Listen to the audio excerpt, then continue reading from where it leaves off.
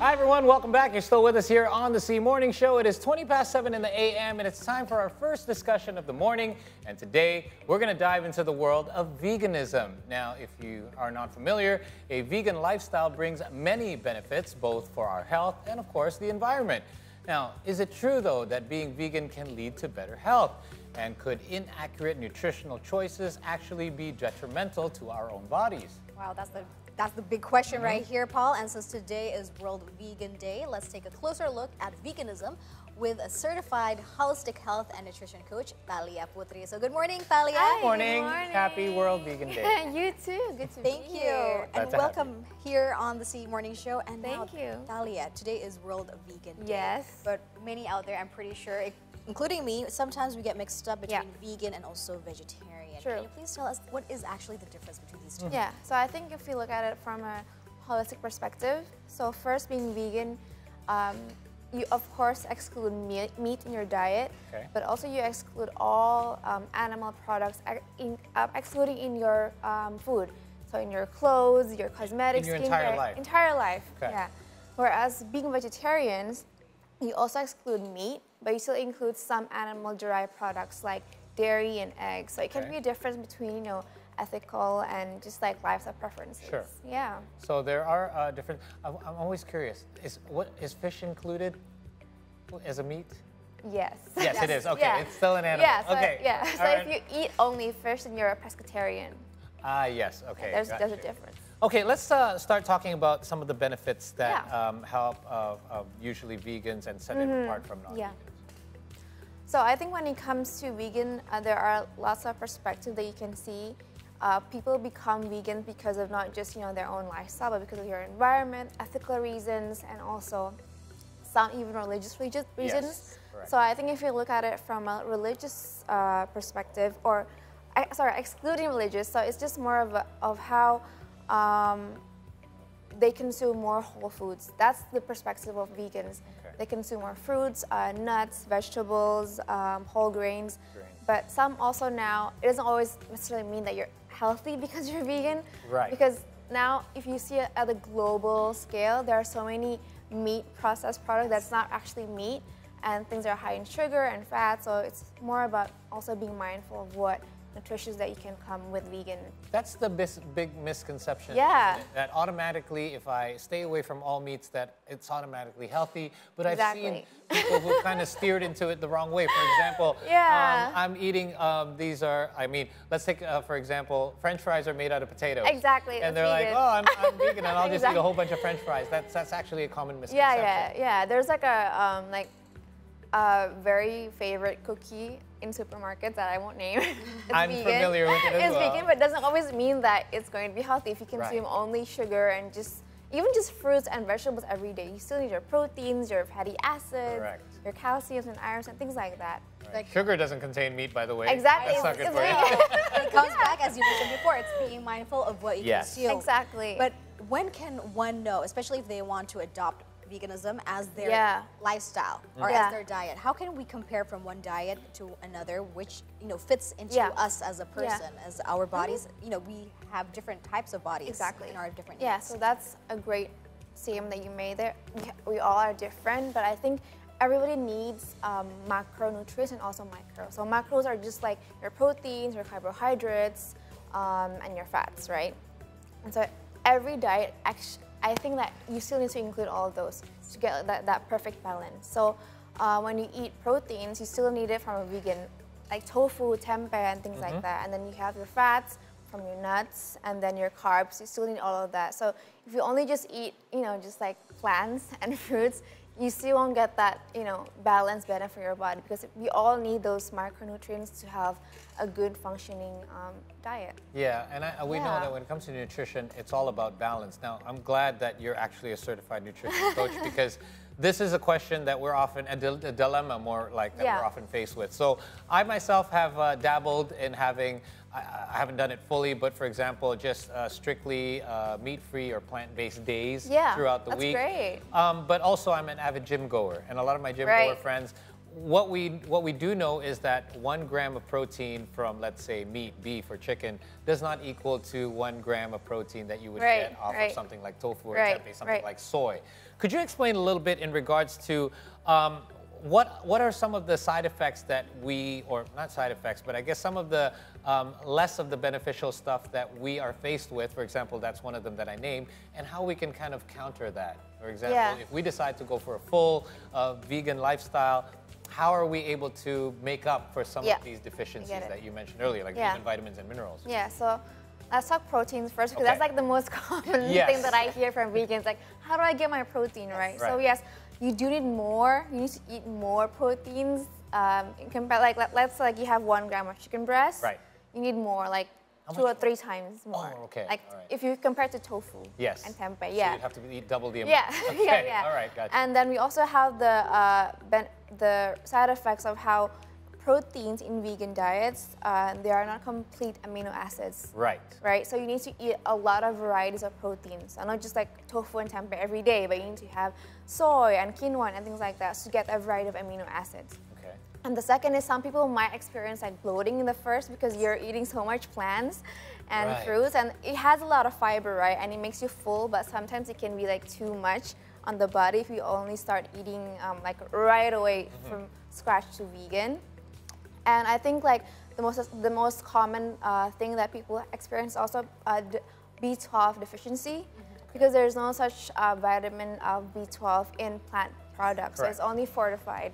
So how about supplementation then? Exactly. So people usually take some supplementations. Is that okay? That's okay. Yeah. Okay. Good. And then you spoke of bloating once you adopt the vegan diet. But can you please tell us, how can we know when we transition from our daily lifestyle, then we want to adopt a vegan lifestyle, that this is like the body's natural response and it's just a transition phase, and this is not one of the red flags. The red flags that we have to watch out, because sometimes people they tend to not understand their own body, and then they fear being malnourished. Correct. Yeah. I think one of the best tools for me, I personally recommend, is to do food journaling. So you would, journal yourself every day, what you eat, how you feel, emotionally and physically, and then you can start to kind of see, oh, is this just like a mild side effect that I'm going through, or is it like a long-term thing that, okay, like my body just can't cope? How long is the long-term? I think it differentiates on every type of body, but you can start with just like like I would do like days where I'll go plant-based and then I'll switch to meat and just see like, oh, is actually meat working well for me or not? Right. So it's more of a very personal approach, in my opinion. And, speaking of that, then, is there a certain group that vegan lifestyle is more suited for? For example, I had been trying this, dabbling in it, because I want to do this later on in life, because me personally, I've already dropped red meat out of my diet for the last couple of years because I had higher cholesterol. That would be a reason why somebody would stop eating meat. But is there a particular group that this is more suitable for? For example, I could imagine for the elderly, there might be more benefits of staying away from things that have high cholesterol, such as red meat. Is there a particular group, or even gender? Is it more suited better for women as opposed to men? Because we do know men require maybe more protein because they're more active and they do more sports and things like that. I think when it comes to gender, no. Because I think everybody can benefit from like a whole food, plant-based diet. But I think it's more of just, even if you're vegan or not, it's just how you balance out those nutrients, like I said before. Balancing out. And then if somebody wants to adopt a vegan diet, what do they need to prepare, or what do we need to prepare first? Knowledge?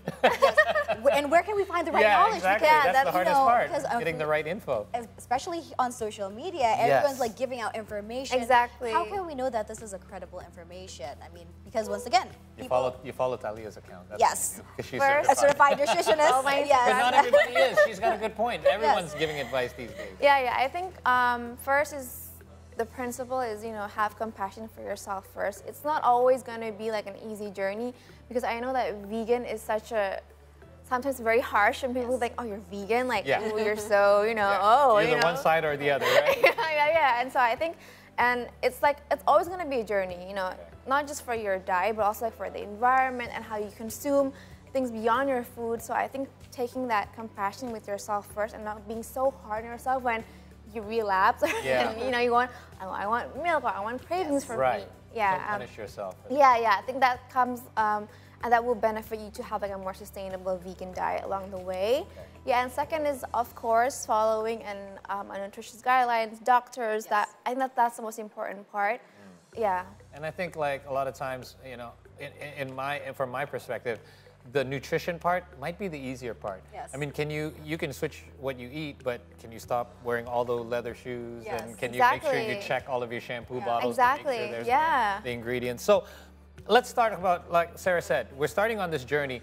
How do we know how to pick the right foods? Whole foods, obviously, that's the rule of thumb, right? Yeah. Anything that you get from the supermarket, then you cook it, and it still looks like what you picked up. That's the best rule. But also, you pick up a lot of products these days. Sometimes you don't have the time. You pick up products. A lot of things say they're super healthy, and they have this vegan thing stamped on it. How do you know you're choosing the right things? Yeah, so for Whole Foods, definitely. And I think just like go with the rule of thumb first. So like when you do grocery shopping, just make sure you shop for your proteins, your carbs, and then your fats, and then your micronutrients, which is like plants and veggies. Okay. Yeah, a lot of people have that misconception, like vegan, I can only eat vegetables because of the word vegan, right? Yes. Yeah, people think that it's just the word. Exactly. Yeah. And what about for children? Because once again, because of families, and then now young parents are now more aware of different types of diets. What about veganism in children? Is it safe for them? Because since many also say that they have to be able to be explored and be open to different types of protein as well, including I mean, I think even if you're vegan, you can still explore so many different types of proteins. I mean, even there are like 12,000 plants on Earth that we can eat, which are also high in protein, most of them. So I think it's more about also like exploring your kids to a lot of options of proteins. Even if you're vegan itself, there's just so many options you can choose from, right? But it's just that we're not much knowledgeable about it. So I think it's also more about increasing our education towards food as well. That's an interesting issue that you raise, because if your child is a vegan, it's usually the parent's decision, right? Yes. Your child probably doesn't know enough to make that kind of decision. So are you making the right decision for your child, and are you making sure that they receive the right macro and micronutrients in order for their growth? Because we're fully grown, but kids are still at a growing age. Yeah. And then we have to also put in mind that this is the future, their future that we're talking about, which we will instill for the rest of their lives probably. Yeah. Yes. I have a bit of a question in regards to, so in recent years, because veganism has become somewhat of a trend, that has had both a good and a bad side. It has exposed people to a lot of the benefits of veganism, but in a bad sense, there has been, for example, there were famous influencers on YouTube and social media that have kind of taken it too far and then suffered kind of extreme effects to that. Can you tell us a little bit in regards to that? Like, how do we avoid these pitfalls? Because obviously they're telling from their personal experiences. In fact, some of them have switched back away from veganism and are telling people not to do this because this is what happened to me, which is not great for veganism as well. Can you talk a little bit about your thoughts in regards to this? I think when it comes to, everyone's journey is different, but I think when we stick to the principle of just be mindful and have a balanced diet, that's the key to everything. Whether you're vegan, you're keto, or any type of diet that you're consuming, right? Because some of these people who suffer really like harsh side effects, they don't get their proteins. Some even just, they only drink those juice I cleanse. read about that lady, Or just like plants. Not even water. Exactly. So yeah, I think it's just like approaching veganism as a balanced diet, more than just like, oh, I only have to eat plants and fruits. Just vegetables and fruits only, when there's so many other things that we need to monitor as well. Okay, I think that those are the people I think that just kind of took it too far in a way. Yeah, and I think they're less educated about it, And they probably ignore the signals that the bodies are trying to send. So we have to be able to listen to our body as well. Well, anyways, I mean, regarding to veganism, and of course, there are so many myths out there, right? How can we know if these myths are true? And now, since we have Thaliah here, Bob, let's ask. Let's play a little game. I know, right? I'm going to put you on the spot here. So we're going to give you a couple of statements, and you're going to tell us if it's a myth or it's a fact. And if it is a myth, if you could perhaps straighten it out for us. Okay. Number one, is it true that vegans are immune to strokes? Myth. Myth. Just like you said, I mean, you can still eat fried food every day, and everything is plants, right? And you get all those sugar as well. Exactly. I've seen plenty of vegan pizzas. So it's a myth. Okay. That's a myth. Okay, next. Does a vegan diet affect a woman's fertility? Partially a myth. I mean, I think when it comes to fertility, there are so many factors, right? Like your hormones and fat levels and things like that. So I think when it comes to fertility, it's also important to just, consult with your OBGYN. Okay. Yeah. I haven't even heard this myth at all. Yes. That's interesting. Yeah, I mean, I think for women, we need more fats than men, definitely, right? And so I think it's also about getting an appropriate amount of fats in your vegan diet. Yes. Okay. Because some people also, when they try to, regarding their fertility, some people also cut back on red meat. Yeah. It helps with fertility. So probably they chose to take the vegan diet in a ways, but then again, it's partially a myth, all right? Yeah, I mean, again, everything is so personal. I think you have to listen to your body as well. Go to your doctors. Even when my wife was pregnant a couple times, I mean, they were like, well, make sure you eat more meat because she likes to eat a lot of plants. She's not fully plant-based, but she seems that way sometimes. And there you go. Okay. So conversely, if women need more fats, and we should state as well, when we say fats, we mean healthy fats. We're not talking about these saturated fats out there. Okay.